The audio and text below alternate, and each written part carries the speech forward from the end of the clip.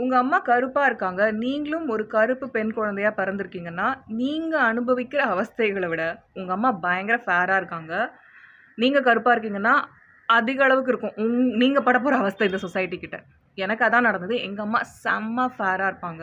நான் இங்க ஒரு ஃபோட்டோ போடுறேன். அது ரீசென்ட்டா நான் எடுத்த ஃபோட்டோ. அவங்களுக்கு 56, 57 வயசு ஆகுது. எப்படி இருக்காங்க பாருங்க. அண்ட் இந்த ஃபோட்டோ நான் எடுக்கும்போது, அவங்க 24 மணி நேரத்துக்கு மேல ஹாஸ்பிட்டல்ல அந்த குழந்தை பொறந்திருக்க பாப்பாவ கையில வச்சிருக்காங்க இல்லையா? அவங்க தான் வந்து தூங்காம, கொள்ளாம கிட்டத்தட்ட 24 மணி நேரம் இல்ல, 48 மணி நேரம் ஹாஸ்பிட்டல்லயே இருந்திருக்காங்க. அண்ட் அவ்ளோ டயர்ட்ல எப்படி இருக்காங்க பாருங்க. செம கியூட்டா இல்ல எங்க அம்மா. ஸோ இந்த மாதிரி ஒரு அழகு தேவதைக்கு, ஒரு கருப்பு குழந்தை பொறந்துருச்சு அப்படின்ட்டு யாருக்கு கொண்டாட்டம்னா, ஐ திங்க் அவங்க ஃப்ரெண்ட்ஸுக்கு, இந்த சொசைட்டிக்கு, சுத்தி இருக்கவங்களுக்கு. ஏன்னா எங்க அம்மா கிட்ட அவங்கள பத்தி பேசுறதுக்கு, ஐயோ! உன் ஹஸ்பண்ட் இப்படி, அது அப்படி இப்படின்னுட்டு அவங்ககிட்ட எதுவுமே இல்ல. அதனால அவங்கள இன்சல்ட் பண்றதுக்கு நான் தான் கிடைச்சேன் இந்த சொசைட்டிக்கு. அதுவும் நான் ஃபர்ஸ்ட் பார்ன் வேற. முதல் பொண் குழந்தை. ஓகே. ஐயோ! எங்க அம்மாவ டார்ச்சர் பண்ணி எடுத்துட்டாங்க. யார் வீட்டுக்கு வந்தாலும், "100 சவரன் சேர்த்து வச்சுருமா, 100 சவரன் ரெடியா வச்சுக்கோமா, கருப்பா பொண்ண பெத்துட்டியேம்மா" இப்படிதான் பேசிட்டே இருப்பாங்க.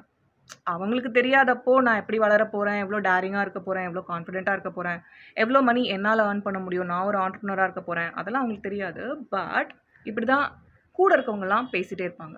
அவங்க மறந்த ஒரு விஷயம் என்னன்னா, அவங்க எங்க அம்மாகிட்ட மட்டும் பேசல, என்னோட ஆழ் மனசுகிட்டயும் அத தான் பேசிக்கிட்டு இருக்காங்க. ரைட்டா? என்னோட ஆழ் மனசுலயும் அவங்க அந்த விதைகள தான் விதைச்சுக்கிட்டே இருக்காங்க. அண்ட் என்னோட ஆழ் மனசு பார்த்தீங்கன்னா, அத பயங்கரமா நம்ப ஆரம்பிச்சுருச்சு. எக்ஸ்ட்ரீமா நம்ப ஆரம்பிச்சுருச்சு. நான் நிஜமாவே இம்பார்ட்டன்ட்டான ஆள் கிடையாது. ஏன்னா நான் கருப்பா பொறந்துட்டேன் அப்படின்றத நான் நம்பினேன். அத காம்பன்சேட் பண்றதுக்காக நான் ஒரு ஹை அச்சீவரா மாற ஆரம்பிச்சேன். அண்ட் நல்லா படிக்கிறது, கண்ணு மூணு தெரியாம டே அண்ட் நைட் வொர்க் பண்றது. ஒரு ஆண்டர்ப்ரனரா நான் உருவாகியிருக்கேன், ஹசில் பண்றேன் அப்படின்னா, அந்த மைண்ட் செட்லேருந்து தான் வந்திருக்கு.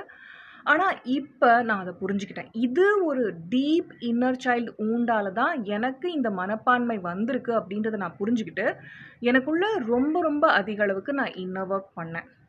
என்ன நான் புரிஞ்சுக்கும்போது, இந்த சொசைட்டிய மன்னிக்கிறதுக்கான அந்த டூல்ஸ நான் கண்டுபிடிச்சேங்க.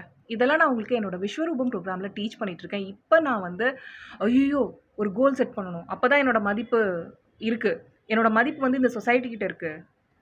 அந்த அந்த லோ செல்ஃப் எஸ்டீம்லேருந்து நான் இப்ப வரல. நான் ரொம்ப கான்ஃபிடென்ட்டா ஃபீல் பண்றேன். என்னோட காடஸ் எனர்ஜிய நான் எப்பவுமே எக்ஸூட் பண்றேன். என்னோட கலர நான் எம்ப்ரேஸ் பண்ணியிருக்கேன். என்னோட கருப்பு நிறத்த நான் லவ் பண்ண கத்துட்ருக்கேன். இதெல்லாம் உங்களுக்கும் தெரியணும்னா, கண்டிப்பா நீங்க என்னோட விஸ்வரூபம் ப்ரோகிராம்ல வந்து ஜாயின் பண்ணுங்க. நான் உங்கள அங்க மீட் பண்றதுக்கு ரொம்ப ஆர்வமா வெயிட் பண்ணிட்டுருக்கேன்.